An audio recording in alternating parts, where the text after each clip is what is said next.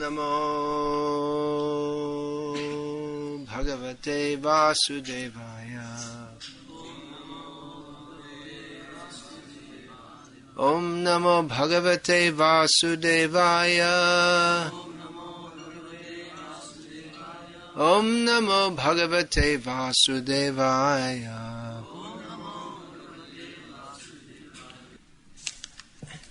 I've spoken on the first 6 verses of Sri Damodarastakam, and now I'll speak on the 7th, and if there's time, on the 8th verse also.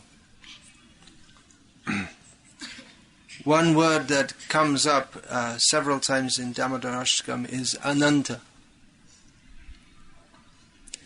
Namo Deva, in the previous verse, Namo Deva Damodar Ananta Vishnu.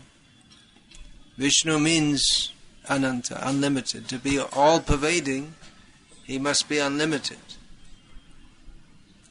We also find in the last verse, Ananta Lila. So, why is he called Ananta when he's tied up? He's unlimited, means no one can overcome him, he's most powerful. So someone might point out that, well, that shows that he's not unlimited because he's tied up. But actually he is unlimited, and if you say he can't be tied up, then that's a limitation, isn't it? So if he decides to be tied up, he can be. So the term Ananta, he's unlimited, that's a fact. But Bhakti is more unlimited.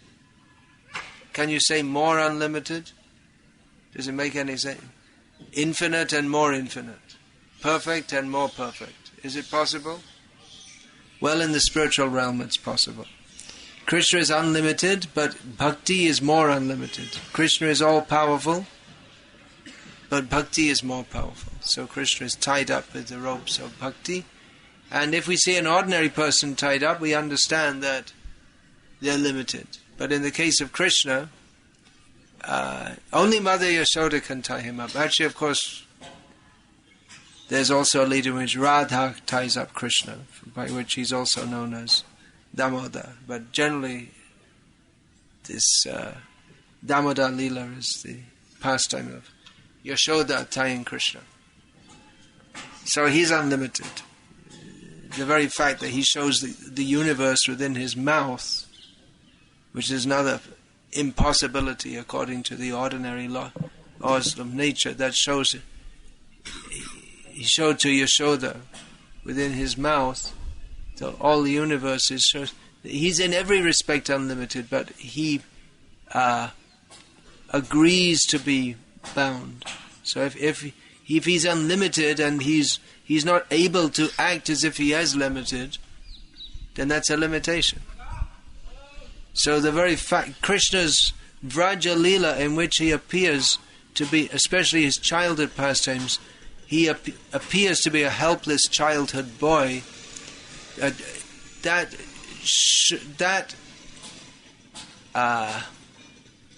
proves beyond any doubt that he's unlimited. He's apparently being limited.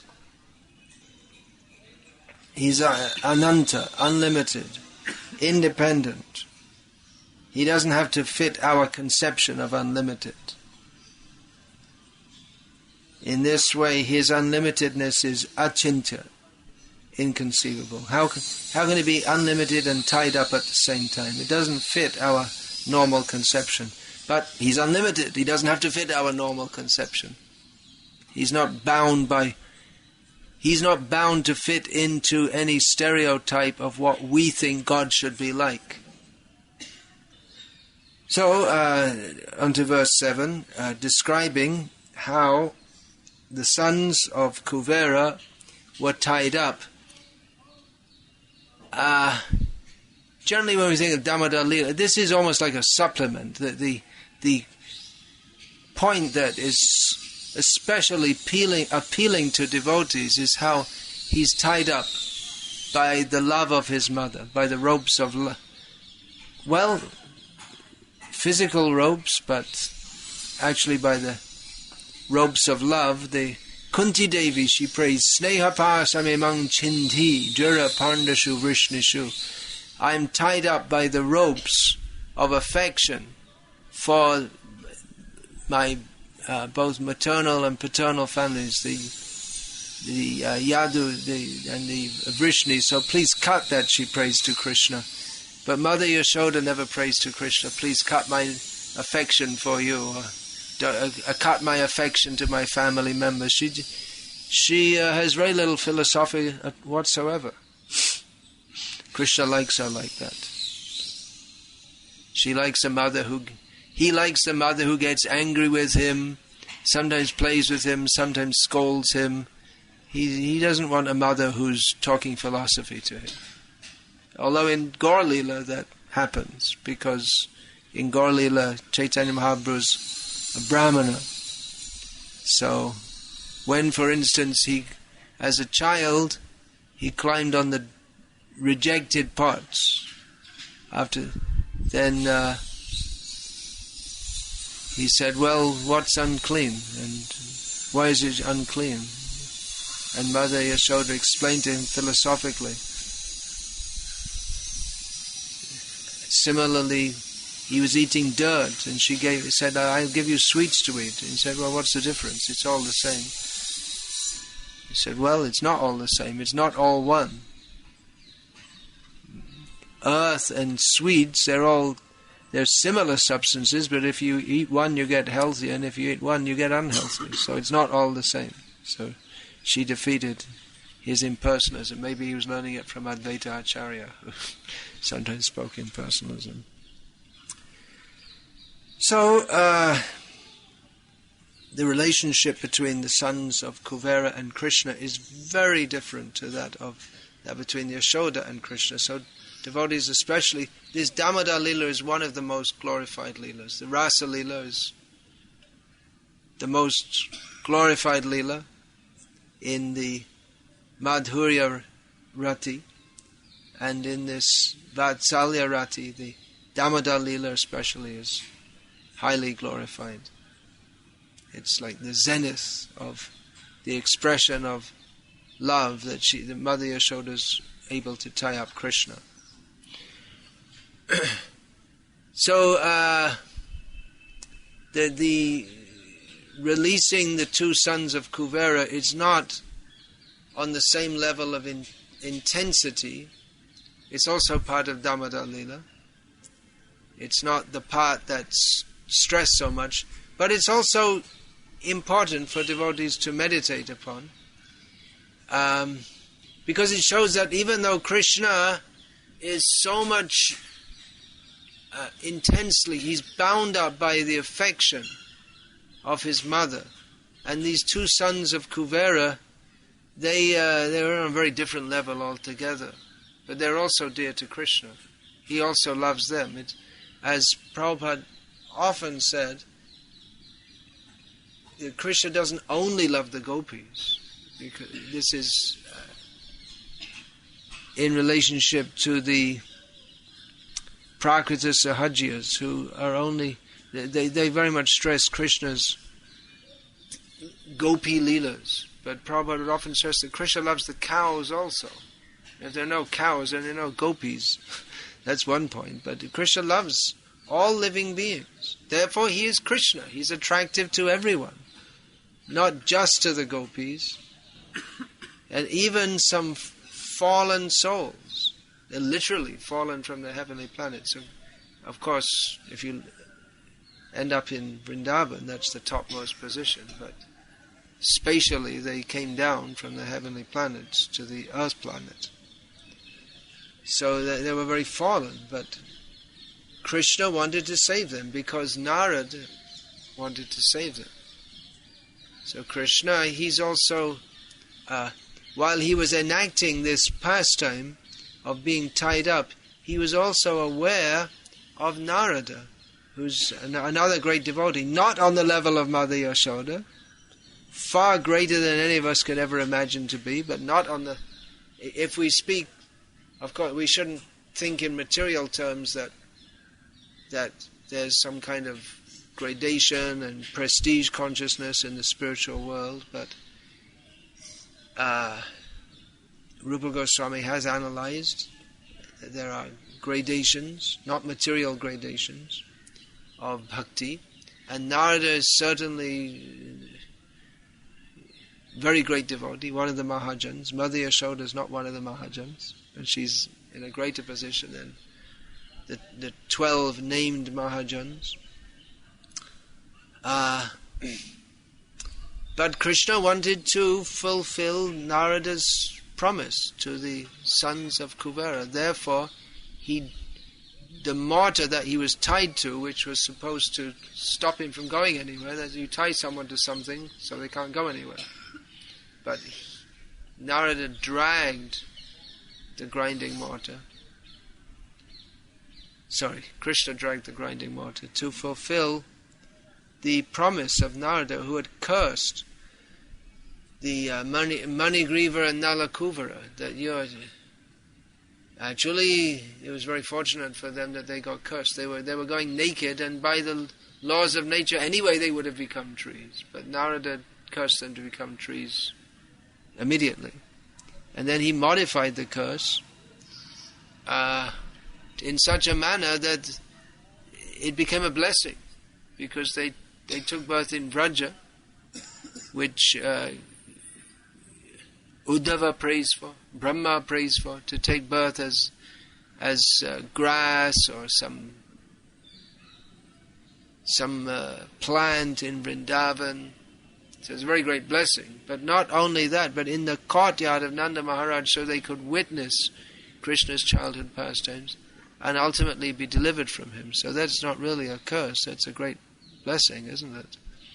And because of the blessing of Narada Muni, and because of being exposed to the atmosphere of Vraja and directly witnessing the intimate pastimes of Krishna, they also gained the prema bhakti which the devotee is praying for.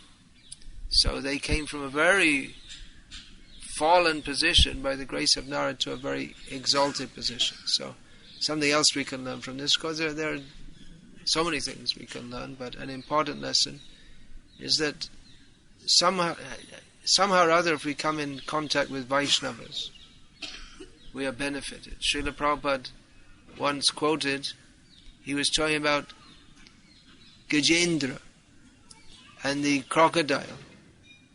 So Prabhupada quoted, Tandera Charana Shevi Bhakta Shaneva. Somehow or other, the crocodile was in contact with the lotus foot of Gajendra.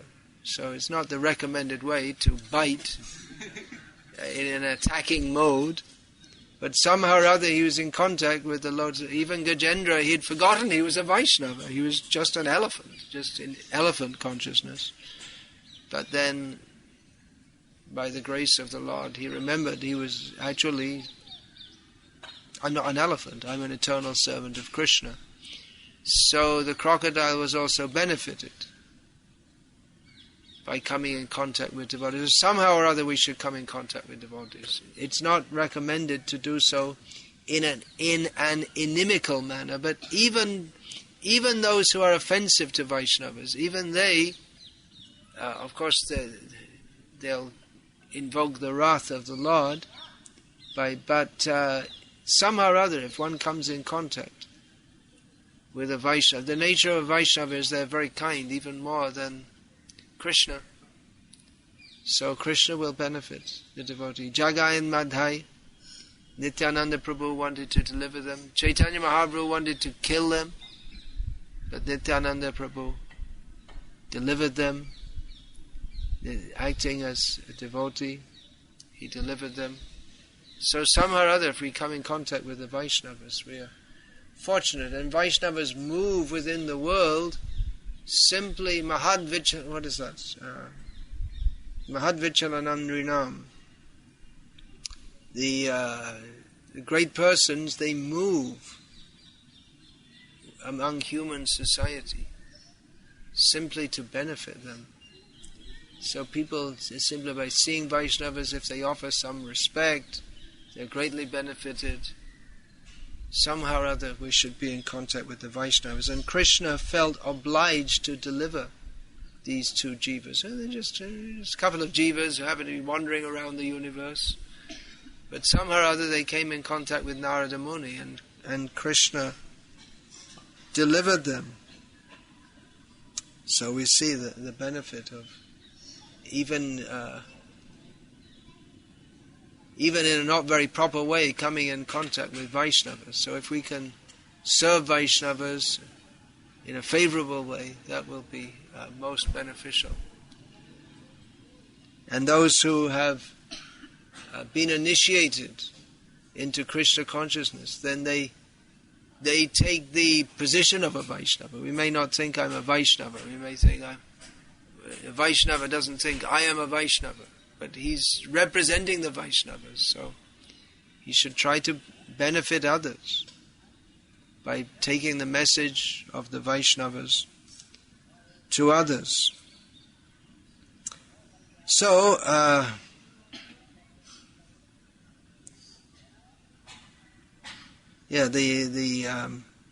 in this prayer, the Satyavrata Muni is praying for direct audience of the Lord, which the Yamalarjuna, they were able to get this. So they didn't have bhakti originally, but they were able to get the audience of the Lord. And generally the process is that one has to undergo the process of purification. But if one has especially favored by the devotees, the Kripa Siddhi, by their mercy, one can very quickly come to the platform of pure devotional service.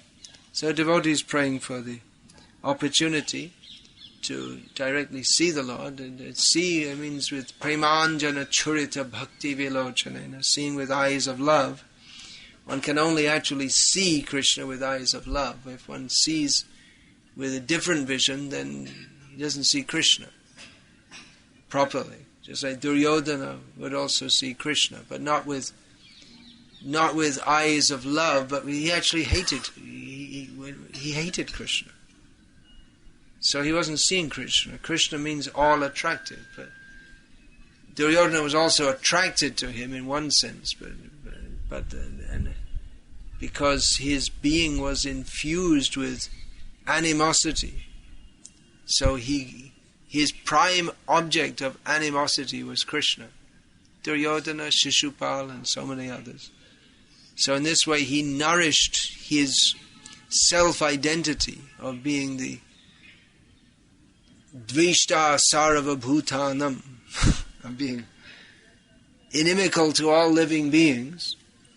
He nourished that with Krishna as the main object. Instead of having Krishna as the central object of his love, he has Krishna as the main object of his hatred. So he's also attracted to Krishna, but in a perverted manner. But really, attraction to Krishna is out of love. So, the devotee wants to see Krishna. Krishna nourishes the natural emotions of the soul for love of him. Everything about Krishna. His name, his form, his qualities, his pastimes, his paraphernalia, especially his flute. These all nourish the love for Krishna, which is the natural tendency of the living being. So, this longing to see Krishna, to serve Krishna, these prayers, just like Damodarastakam, they're prayers that nourish the feeling that, yes, may I also have the chance to serve Krishna. Let me serve Krishna. The ecstatic feeling. Prema Bhakti, the topmost level of devotional service, where there is no other thought or motive than to please Krishna in all respects. That is then one is admitted into the pastimes of Vrindavan, and one can see Krishna. Or even in Vrindavan, if one is seeing Krishna, then it may not be all the time, and then so devotees always want to see Krishna, but then not all the time. The cowherd boys don't see Krishna at night, and the gopis, at least during part of the day, don't see him. Chuti yugayate, that one moment becomes like 12 years in the absence of Krishna. So devotees, their desire is to see Krishna, but there's this strange, or amazing, strange maybe not the right word, extraordinary, or certainly everything of the spiritual nature is extraordinary, supramundane. But from our platform of understanding, it may be very difficult to understand that devotees in Vrindavan, even though they're directly seeing Krishna, they're afraid that they might not see him. He might go away, or they might blink. And so they feel separation even in his presence. It's such intense feelings of love we can hardly imagine. So we may think, well, this is very high and beyond me, and how can I get to such a stage? But, well, Kuvera Atmajo, the sons of Kuvera, they give us hope that even persons who don't have any contact with devotional service, if they can somehow somehow get in contact with devotees, somehow get the mercy of Krishna, then they will be delivered. Ashura Shakal, Pailo Charan, Vinoda Takelo Boshi. Bhaktivinoda Thakur prays to Gopinath. So all the demons, they attained your lotus feet, and I'm still here. So what are you going to do about it? You should do something, Gopinath, and deliver me, and save me. So there is great hope. A devotee doesn't think, well, I'm qualified to enter the spiritual world, but he thinks I'm most unqualified, and that is his qualification. Not that he makes himself unqualified by acting like Jagai and Madhai before their deliverance, but he does everything to please, to act in Krishna consciousness, but at the same time thinks himself most unqualified, even though he may best be most qualified. That is, what is that? Sarvotam nije, sarvotam apanake hinamane.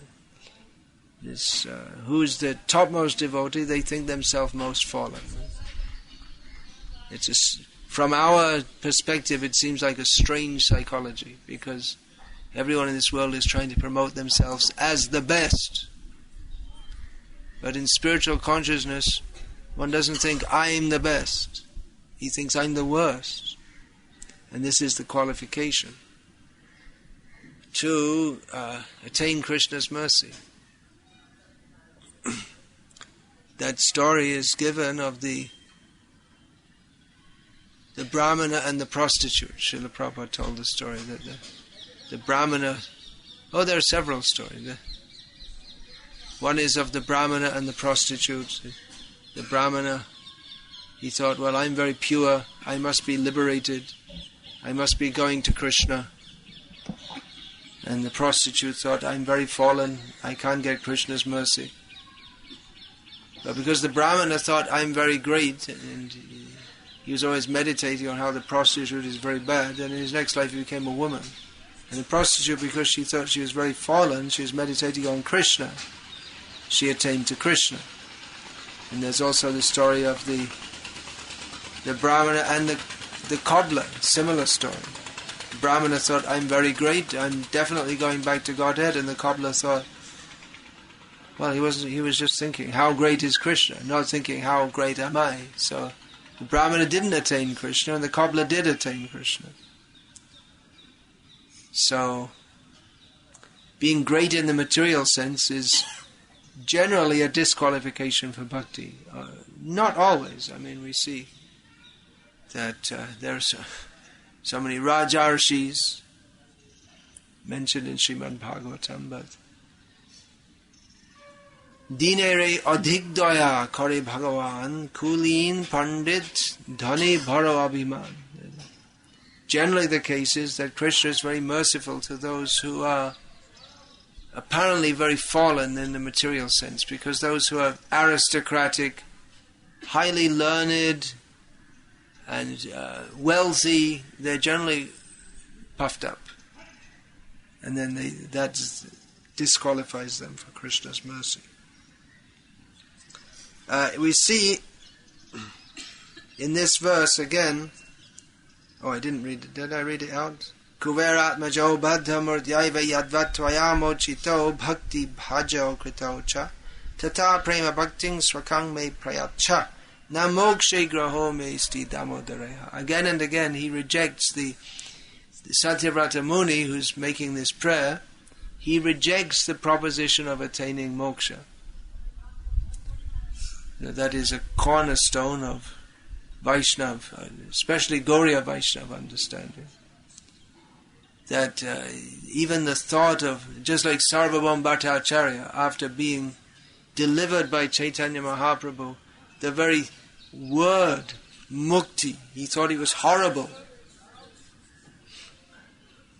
So this, which is considered the highest attainment for other spiritualists, the Vaishnavas, they think this is horrible. So rejecting impersonalism is essential for devotees. You can't be an impersonalist and a devotee. Although some impersonalists think they are devotees, or some devotees who are impersonally infected think that they are devotees. But anyone who has this, Mayavad is the enemy of bhakti. It means to reject Krishna. There are so many demons born in previous ages who directly wanted to kill Krishna. And Mayavadis, they want to kill Krishna philosophically, arguing that actually he's not supreme. So anyone who has any soft spot for Mayavad, by that they are disqualified from bhakti. We find also in the pastimes of Chaitanya Mahaprabhu, Advaita Acharya, he deliberately spoke Mayavad just to get Chaitanya Mahaprabhu to stop being so respectful to him. And Chaitanya Mahaprabhu came and beat him. He was always very respectful to Advaita Acharya, but when he heard that he was teaching the Yoga Vasishta, impersonal philosophy, Chaitanya Mahaprabhu came and beat him. Similarly, Mukunda Datta, who was Chaitanya Mahaprabhu's friend from childhood, when he was because he was associated with Mayavadis, Chaitanya Mahaprabhu rejected him. Mukunda was very distraught, and he said, well, when can I again get Chaitanya Mahaprabhu's association? Maybe he was thinking maybe after a month or 2 months, and Chaitanya Mahaprabhu said, after 1,000,000 lifetimes, 1,000,000 of lifetimes. And then Mukunda became very happy and said, oh, good, at least I'll have the chance sometime. Then Chaitanya Mahaprabhu called him back. But he didn't like his devotees to associate with Mayavadis. He was prepared to reject his childhood friend on the basis of that. Similarly also, we find the poet came from Bengal and wrote a drama about Chaitanya Mahaprabhu and Jagannath, but Swarup Damodar Goswami immediately rejected it because it had the scent of Mayavad. So we find in this prayer, Namokshe graho me sti damodareha. I won't accept. Don't forget this moksha business. Let's not even think about it. We want to be in Vrindavan even as a clump of grass.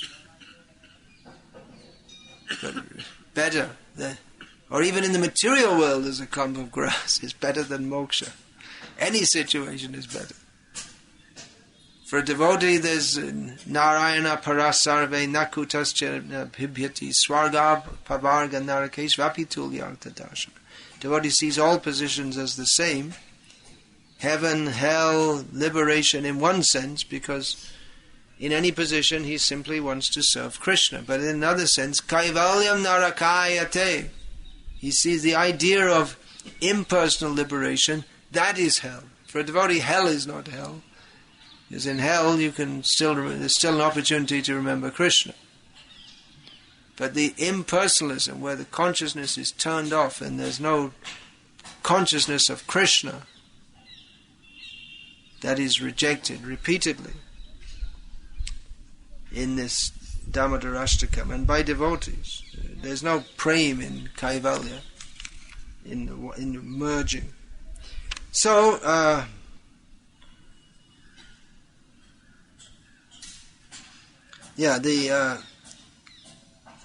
the Amalarjuna, the sons of Kuvera, they were liberated from the position as trees, but they got much more than liberation. They got direct association with Krishna, and Krishna sent them back to their heavenly planets, although actually they would have been better off just staying as trees and watching Krishna's pastimes.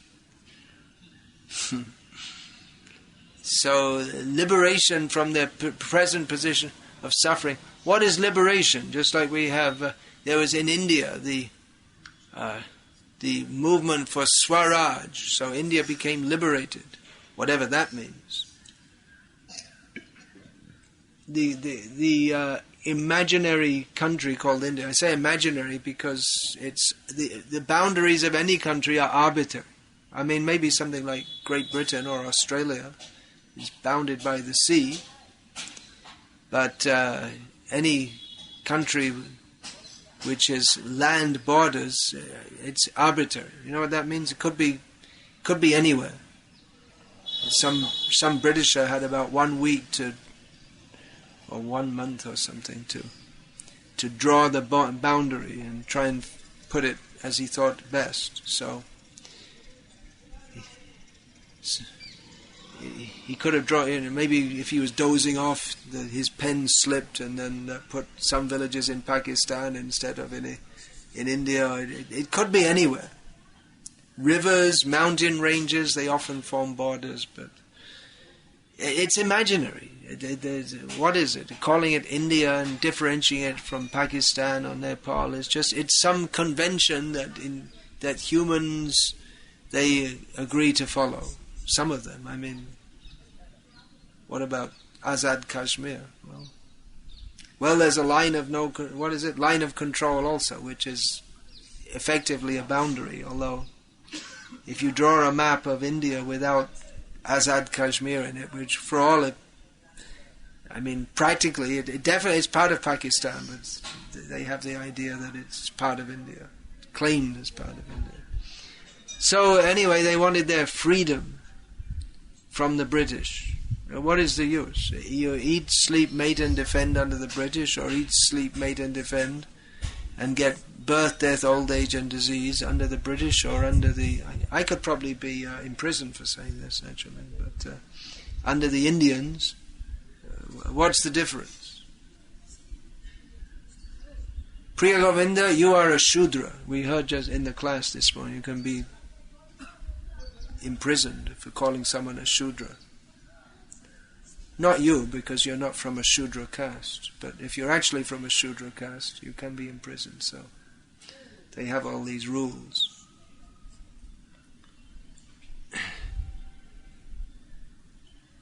So getting liberated. So like that, the liberation movements. There's the Kurdistan liberation movement. You all heard of that? Kurdistan is some area spanning Turkey and Iran and maybe some other Turkmenistan or something, which America and other countries don't care much about, so they regularly get the Kurds get bombed into annihilation. And then they have free Tibet. The Dalai Lama has done great service for the people of Tibet by going around the world and eating lots of meat and telling people to free Tibet. Yeah, if it's freed, then, well, I guess there's no real need for America to support the Free Tibet movement because McDonald's is already in China, so they want countries to be free so they can send in their companies to free the people. They can also have the freedom to eat McDonald's hamburgers. What is the benefit? What is the benefit of going from one material position to another? Just like Haridas Thakur, when he was put in prison, the prisoners asked him for a blessing. He said, "Yeah, I bless you, you can stay in prison forever." He said, "Well, what kind of blessings in that?" He said, "Well, it's good in prison, you see. You can't get in so much Maya. It's a good position for being Krishna conscious." They still weren't very happy. So I said, "All right, you'll get freed soon. But don't forget Krishna. That's real liberation." So, what's the use of liberation from material existence? What is actually the benefit? I mean, the only real benefit in life is to be Krishna conscious. Everything else is useless. This is another cornerstone of Krishna consciousness. To think that anything in this world has any value whatsoever, anything except Krishna consciousness, is nonsense. This, what is this? Dvaite bhadra bhadragam. What is that? How does that go? E bhalo, e mondo. This thinking in the world of duality, to think that something is good and something is bad, it's all meaningless. Wet stool and dry stool. Well, the dry stool doesn't smell so bad. It's still stool. I mean, in material terms, some things are better than others. There's some ghee is better than others. Ghee is better than dalda. But unless we have a relationship with Krishna, then ultimately everything is meaningless. So he liberated the two sons, even though he himself remained tied up. After liberating them, he himself was still tied up.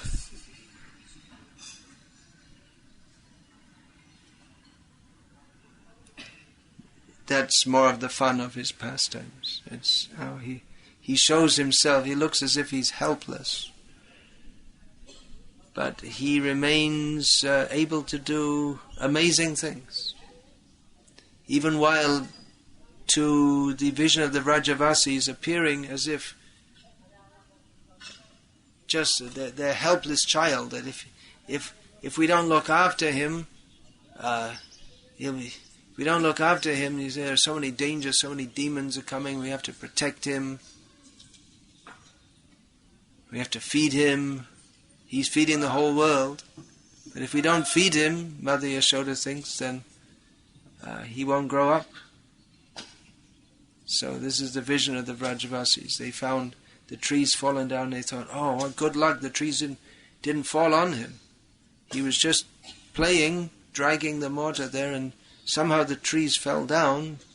Somehow. There was no storm or earthquake, or somehow they just fell down. And it's so lucky that Krishna didn't get hit by these trees. And then everyone was on the case of Mother Yashoda. How could you tie him up? You see, put him in such a dangerous position, and the trees fell on him.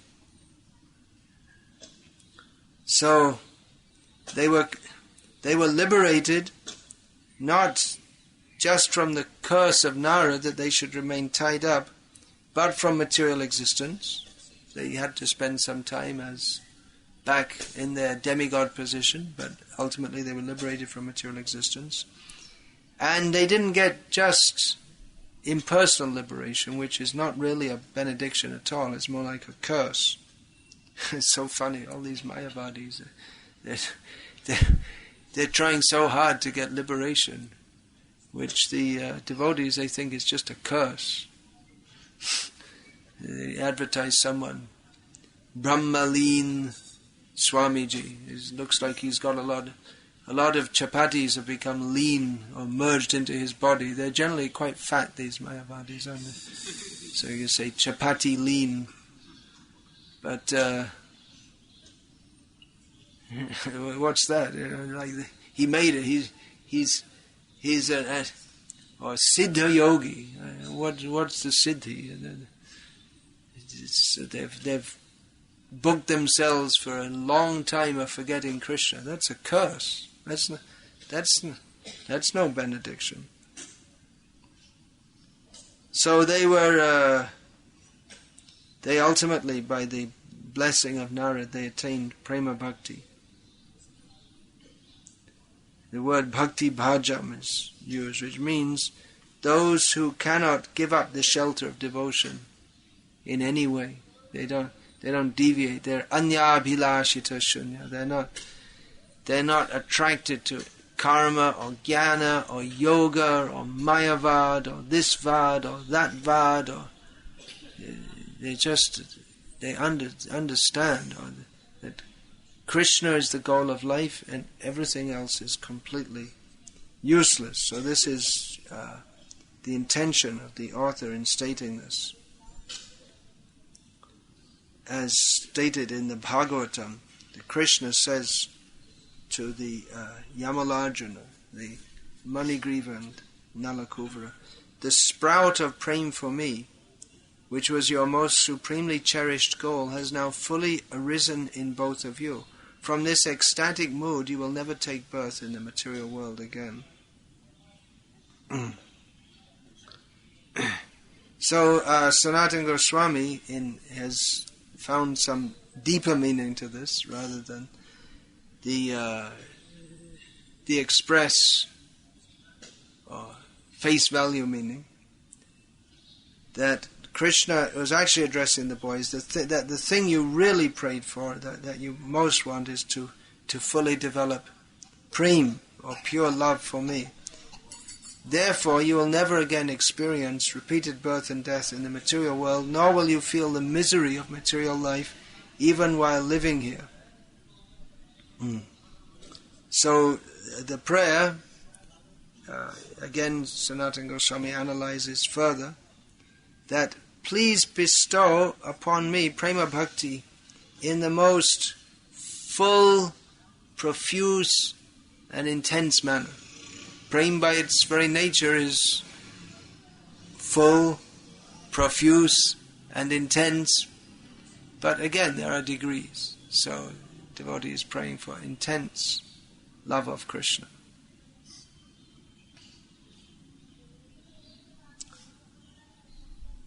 Then one may think that, well, getting liberated, that's pretty good. Why should we want prema? But the devotee, he has no eagerness for any type of liberation. Now, this is to be repeatedly stated because those who do take up Krishna consciousness, they can, by philosophical understanding and by coming to the mode of goodness, hopefully, one can begin to understand actually how miserable this material life is. Most people may not even understand that. Just like one godbrother was telling us yesterday, he grew up in a farm or in the countryside in Canada. Then he came to New York and he found in the subway in New York City how it's all full of bad smell of urine because drunken people urinate in there and they don't. I think it's better nowadays, but and Prabhupada also said it's so horrible. There are always sirens going off all the time for ambulance and police. So he thought, this is horrible. But then, how can he thought, how can people live here? But people are born there; they just think it's normal. The worm in stool thinks, yeah, it's great. Best piece of stool anyone could ever hope for. I am so lucky. I'm born in it. It's due to my punya in many lives. I've now taken birth in this wonderful piece of stool, and it's great. Life is wonderful. So whatever position we get, we tend to think, yeah, it's great. It's very nice. But then one who's awakened spiritual knowledge and has some spiritual experiences, they can understand this. Actually, this material world's horrible. And sometimes we get that more intensely. For instance, we may get a toothache, which it's just something that you experience. I mean, you can't. It's not something you can share with someone else, and physically, it only affects a tiny part, or an ingrowing toenail. Just affects a tiny part of the body, but the pain is intense. And at such a time, one may think, "Phew, I'd really like to get out of this material world. I've got to get born and suffer. I've got to get toothache in life after life."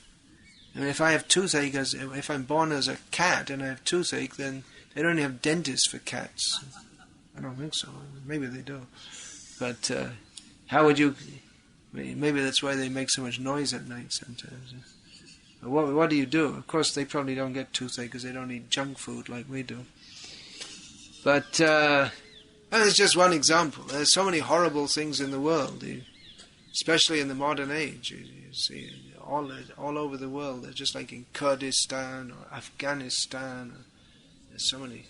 You can just be sitting, eating your rotis in the evening, and all of a sudden you get a bomb, and the whole place is bombed to pieces. And if you survive, you may survive with half an arm left, or blood all over you. And it's just a horrible situation. You're living in fear, and so many people everyone knows at least one person who's been killed, and you may think, well, this is horrible. Let me get liberated. So it's easy when we're sitting in a comfortable situation to think, yeah, I don't want liberation, I just want prema. But actually, if one can understand how miserable this material world is, then it's actually sensible to desire liberation. Why should you want to live in such a horrible place? So it's actually an extremely exalted prayer to pray for pure devotion. And I don't want liberation. Oh, you don't want liberation? Okay, well, give them 50 lashes of the whip. You sure you don't want liberation? Put them in the desert in Rajasthan in midday in the summer. You don't want liberation? No water. Become a slave under cruel master. You don't want liberation? Who can pray like that? One who is very exalted can pray like that. If one is not very exalted, one cannot pray like that. But we pray like this because we want to develop that mood. This is being offered. Here's a gift. Prema Bhakti. It can be had. What can we have? We just have to ask for it, that's all. But not casually. We have to beg for it. Then it will be awarded to us.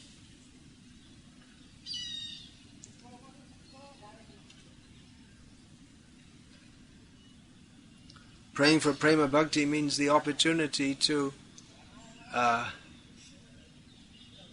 just like Yashoda did, tie up Krishna, or the friends of Krishna, they sometimes ride on his back. Or the lovers of Krishna, the girlfriends, they sometimes bite him. So it's to be able to bite in love the Supreme Controller. That's no small benediction. So we hear devotees talking prem as if it's just like, buying a bag of Lay's crisps or something. But it's not such a cheap thing. Not so cheap. From Srila Prabhupada we heard the word surrender a lot. That's the key. Surrender is the key. From surrender comes prem. Talking of prem without surrender is just cheating, that's all. There must be surrender, sharanagati, giving ourselves to Krishna. Atmanikshepa, giving oneself fully to Krishna.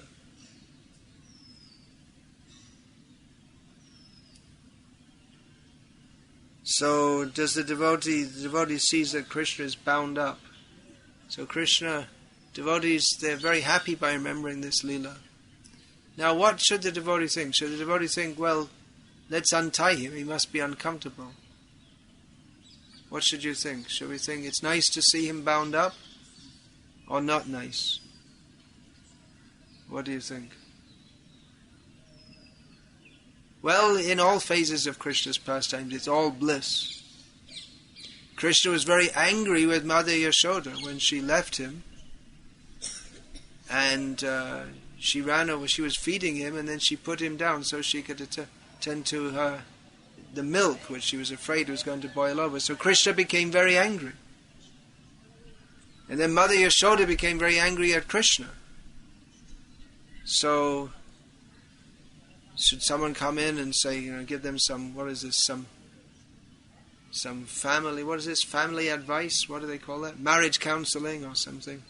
How to run your family. Don't be too nasty with your children. Children should be good with the parents. Be good. Well, the contrariness is that gives rise to pleasure. Krishna's anger with his mother and his mother's anger with him, they're all different phases of Ananda Chinmaya Rasa, spiritual bliss.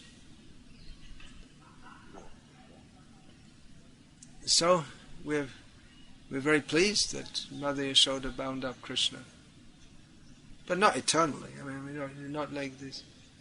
It's for a short time. You see this pastime. Remember these pastimes of Krishna. It's very pleasing to remember.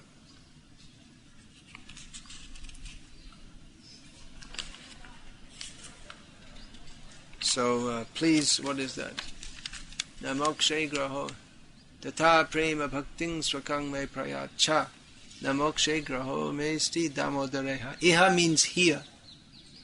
So it can mean in this world, but Sanatana Goswami suggests it means here in Vrindavan. Let the love for Krishna in Vrindavan, particularly in Vrindavan. Vrindavan is, Sanatana Goswami writes, is the exclusive agent for the arising of Prema Bhakti's unique happiness. Also, only in Vrindavan does Krishna exhibit such pastimes. And only in Vrindavan will we see baby Krishna. So, praying for Prema Bhakti means particularly in Vrindavan. And it's definitely only in Vrindavan he's going to be tied up. It's not possible in Vaikuntha.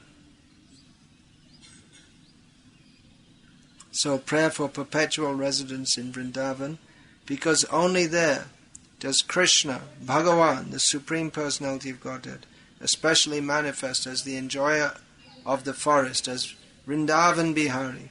Okay, I'm going to go into text 8. What's the time? Okay, it may go a little late. But otherwise, I might not get a chance to finish this. I may have to go through the next Kartik. Of course, it could be discussed at any time. Namaste stu damne spura deepti damne tvadiyo darayata vishvasya damne. Namo radhikayai tvadiya priyayai namo nantalilaya devaya tubhyam. So, finishing the prayer in the same way that it was begun, with the Namami Swaram. So, in the beginning it's Namami, Namaste. Same thing. I'm offering obeisances. Here, first of all, obeisance is offered to the rope, which is the source of splendorously brilliant effulgence. Where's that rope? The rope that tied Krishna. What living being is that? Because everything in Vrindavan is conscious, right? So that must, to have that special privilege of tying Krishna must be a very exalted being. Just like the gopis say about the flute. What's a flute? It's just you can get a flute, just some cheap instrument, But the gopis, they think, what is the position of the flute? They're always drinking the nectar of Krishna's lips. And we're aspiring for that, but this flute, which is just a piece of wood, is always getting the nectar of Krishna's lips. We want it. They want to kiss Krishna, but he gets it automatically. So everything in Vrindavan is conscious. So there's obeisance first to the rope. People think, they may think on, especially people from this Islamic or Christian backgrounds, I mean it's very strange when you bow down to the tulasi plant, especially in the Protestant section of the religion, Christian religion, and in the Islam to bow down to the shoes of Chaitanya Mahaprabhu in Puri, or the Guru, or some cloth, the tooth of the Buddha. They have supposed to be in various places in Sri Lanka and other places. They say, what's that? But anything in relation to Krishna is glorious. So, who is that? You gave me that cloth from Prabhupada? So, I think, well, so what? What's that? It's just a piece of cloth. You can get cloth anywhere. But the cloth that's worn by Srila Prabhupada, that's worshipable. Because it's in relationship with him and he's in relationship to Krishna. So we offer respects, first of all, to the rope, which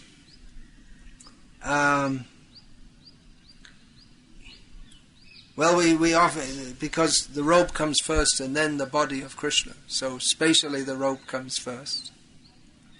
Also the rope, the Kantai Krishna, represents the bhakti, intense devotional service. So that's described as being, that rope is this, it's splendorously effulgent. So that's suggested that it's concentrated Brahma Teja, or all Brahma Teja. So the Brahmanas, by their power they get from austerity and studying the Vedas, they become very powerful. But this rope was more powerful. All the Brahmanas in the world together, they can't tie up Krishna, but this rope can. So we offer respect to this rope. Then offering obeisances to the belly of Krishna, to the stomach of Krishna, which is the abode of all the universe. Mother Yashoda saw the whole universe in Krishna's mouth, so when he swallows it, it goes into his stomach. I suppose that's the meaning here. Or all of Krishna, everything's within Krishna. So he's digested everything.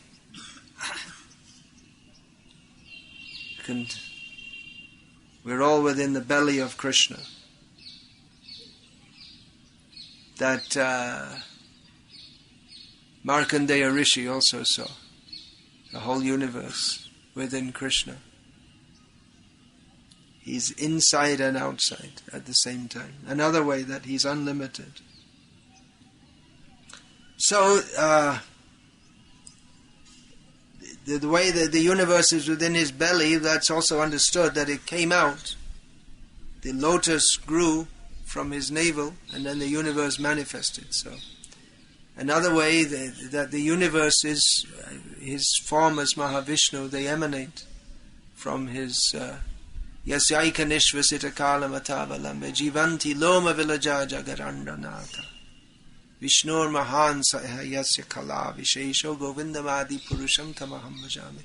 Mahavishnu is an expansion of Govinda, the original form, from Mahavishnu's body, from his hair follicles.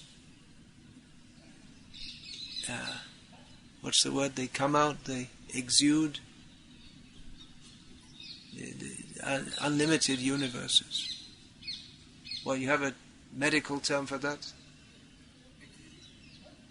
Well, when he exhales, the universes come out. There must be some fancy Latin term for sweating. They don't call it sweat or perspiration. They probably have some fancy term. What do they call it? Perspiration. Same as us. All right. Okay. So his perspiration is universal. The universal perspirer. So,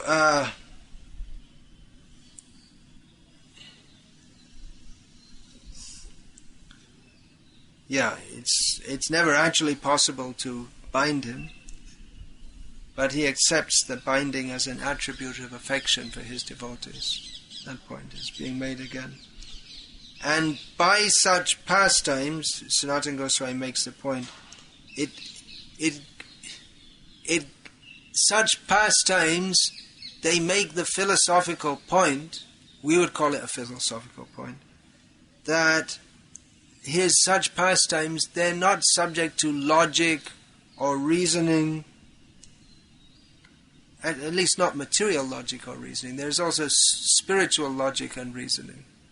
Why did Krishna allow himself to become bound? Because he loves his mother. That's spiritual.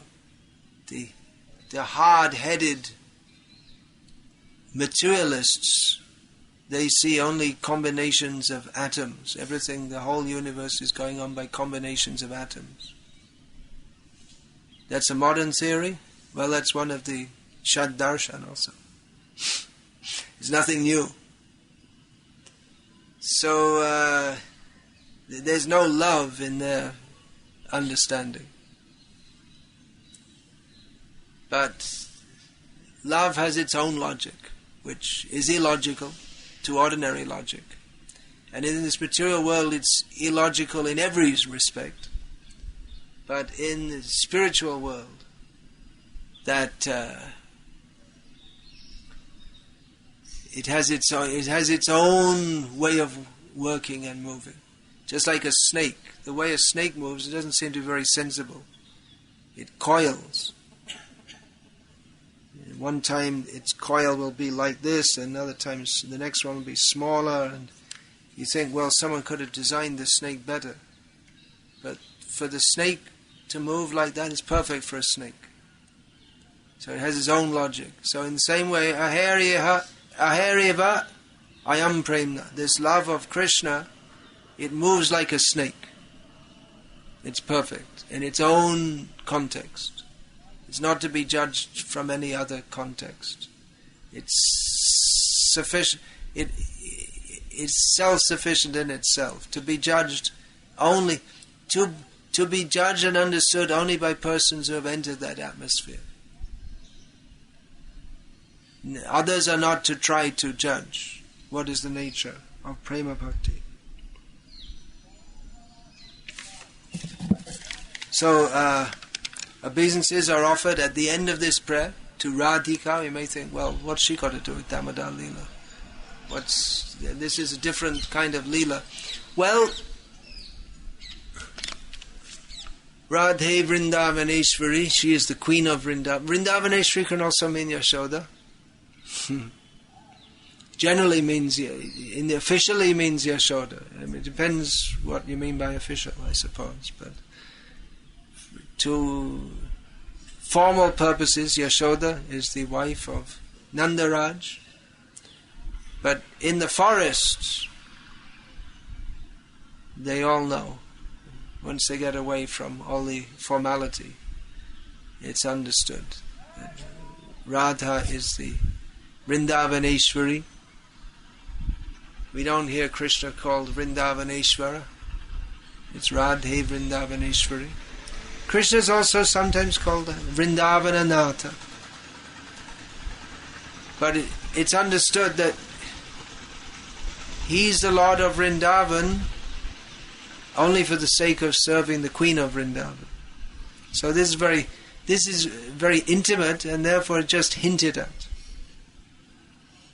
It's not discussed very much. For devotees, aspiring devotees, it's suitable to discuss Krishna's childhood pastimes. And his pastimes with the gopis, we may be aware of them, but as they are ati achintya. Achintya, again, it's inconceivable, but more inconceivable.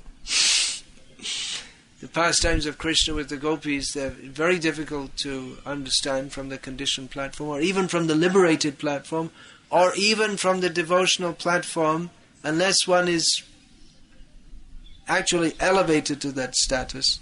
They're very difficult to understand. Therefore, we offer all respect to Gopi Leelas, but generally we'll discuss about the Balya Leela, the childhood pastimes of Krishna. That is a safer, a proper position for a sadhaka. Unless one has actually awakened taste for those pastimes, to discuss them is likely to be counterproductive. We cannot forcefully enter into those pastimes. So we bound to Radha, we pray to Radha, but we don't discuss very much about her intimate pastimes with Krishna. That is the suggestion given here by Sanatana Goswami. She is called Radha because of her Aradhana, because her worship of Krishna is the best, therefore she is the most dear to Krishna. She worships Krishna. Of course, her worship doesn't take a very formal kind of worship, but a most informal kind of worship, but that is most dear to Krishna. It also, using this word, Tvadiya Priyayai, offering prayers to Radha, who is the most dear to Krishna, that also underlines the point that she is eternally the most dear to Krishna, and that Krishna is most dear to her. The bond between them is unbreakable, eternal, insuperable, and the actual meaning of it and basis of all existence. Therefore, we offer our prayers to her. And therefore, he speaks Ananta Lila. I offer my obeisances to your unlimited pastime. Sanatana Goswami says that this, by saying Ananta Lila, he includes all the pastimes, and hints especially at the pastimes with Radha and the gopis of Rasa Lila. But Sanatana Goswami, who's a gopi, by the way, in Krishna Lila says, because they are the topmost of confidential topics, they are not mentioned directly. The logic of Madhurena Samapayat, everything should be finished with sweetness. That applies here. And so the confidential pastimes are just hinted at, and we offer obeisances to them. The word Devaya, offer obeisances unto Deva. He's already been Namo Deva Damodar Ananta Vishnu. Again, he's offered obeisances as Deva, which means he is Lokotara, supernatural, divine and transcendental. This means that his Ananta Lila, all the pastimes performed by him, not only this, but all his pastimes, are similarly transcendental. Krishna doesn't have any material pastimes. Everything he does is divine. Ananta Lila, offering prayers, obeisances to Deva, the Supreme Lord, to Radha, and to the Ananta Lila. That also means that he's continuously, always engaged in pastimes with Radha. That's another implication. Limitless, all those pastimes are limitless. Even this Krishnadas Kaviraj Goswami says that even one moment of Chaitanya Mahaprabhu's pastimes could not be described in millions of books. So I'm just trying to give some indication, that's all. They're unlimited. So, Hare Krishna, that's it. That's all I'm going to say about that now. Thank you very much for coming.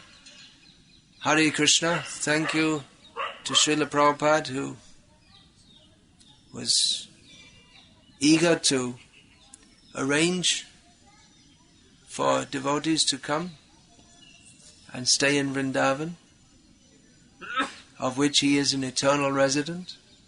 We should follow in the footsteps of an eternal resident of Vrindavan. Srila Prabhupada is an eternal resident of Vrindavan. So we can follow in his footsteps. We can follow in his footsteps his worship of Vrindavan, also by going outside of Vrindavan as he did to preach the glories of Vrindavan. Otherwise we have no business being outside Vrindavan. Only to serve the mission of Vrindavan. Hare Krishna. All glories to Srila Prabhupada, Sanatana Goswami, Damodarastakam, and Damodar. One like that, does that mean you're interested in asking a question? Yeah.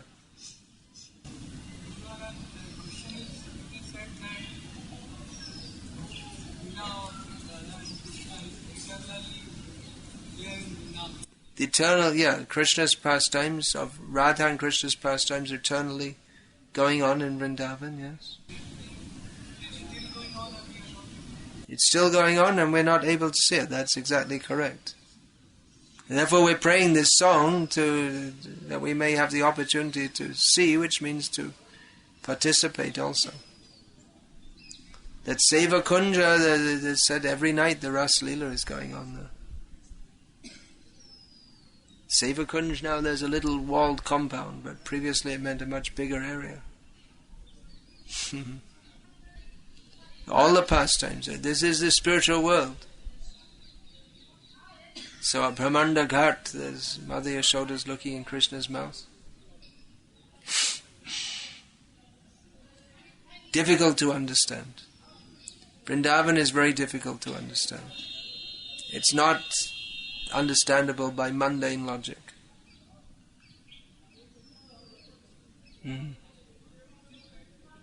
It's understandable by purification.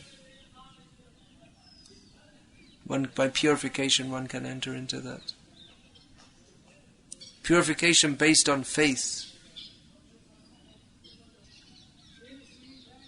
Is Mother Yashoda still seeing Krishna's mouth at Brahmanda Ghat? You sound doubtful. Well, chant Hare Krishna some more. And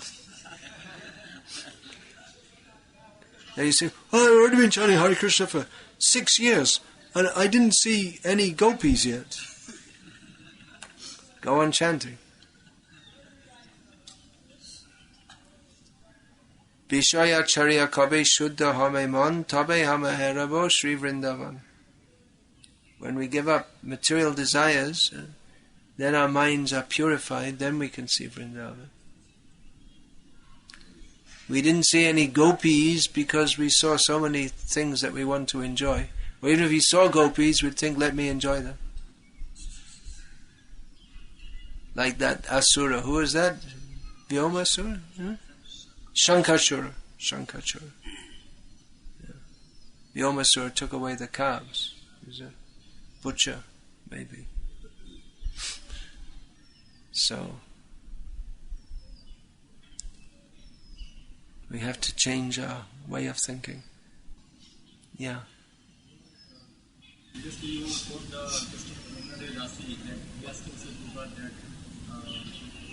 and how we follow this Vrindavan. Yeah.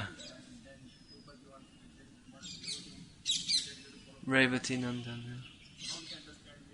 How can we understand? What's the difficulty to understand? Somebody is inclined to particular rasa. They're inclined to a particular rasa. That's why I'm saying Vraja Tattva is very deep and difficult to understand. Guru represents Krishna, and whatever one's inclination, he can guide one at the higher stage. When you come to that level, then he can guide you in whatever. The inclination will awaken when one becomes purified, and then when he can guide one according to one's inclination. At that stage, the guru is just to direct someone. You go in this direction, and everything else opens up automatically. But one has to come to that level by service to the holy name. It's discussed to some extent in Bhakti Siddhanta Vaibhav. Can be discussed in more detail. Devotees start thinking, well, what am I, gopi or cowherd boy? Or just chant your rounds for now. Bishoye chariya kobe, shuddha hobe man. That giving up desire for sense gratification. That should be. That should be our thought, not whether I'm a gopi. That will come later. So, Hare Krishna. Anything else? Can I elaborate on Siddha Pranali? Chant Hare Krishna, that's it. That's what Chaitanya Mahaprabhu said. Chaitanya Mahaprabhu said, Hare Krishna, Krishna Krishna, Hare Hare. Hare Rama, Rama Rama, Hare Hare. Prabhu kahilam, ei mahamantra. Prabhu kahe. You can all understand this, huh? Kahilam, ei means this. Ei mahamantra. Iha japa giya shabe, means sablo. Kare nibandha. Nibandha means following the rules and regulations of devotional service. Iha hoite, isse sarva siddhi. This is Siddha Pranali. Hoibe shobha, isse sabki sarva siddhi hogi. Yaha boy vidhi nahi. Yaha chara vidhi nahi. What is that? Yaha hoite sarva siddhi hoi sabha. Yaha hoite sarva siddhi hoi be sabha. Sarva kon kahanam vidhi nahiya. So always sarva kshana kahanam vidhi nahiya. There's no system other than this. This is it. This is Siddha Pranali, according to Chaitanya Mahaprabhu. Later in Chaitanya Mahaprabhu's Sampradaya, some systems of meditation were introduced as Siddha Pranali. But the original system given by Chaitanya Mahaprabhu is chanting Hare Krishna. Original and best and most suitable. Otherwise, you can go to Radha Kund and be a Babaji. And, have all kinds of intrigues with, all kinds of, ongoing politics with all the other Babajis. And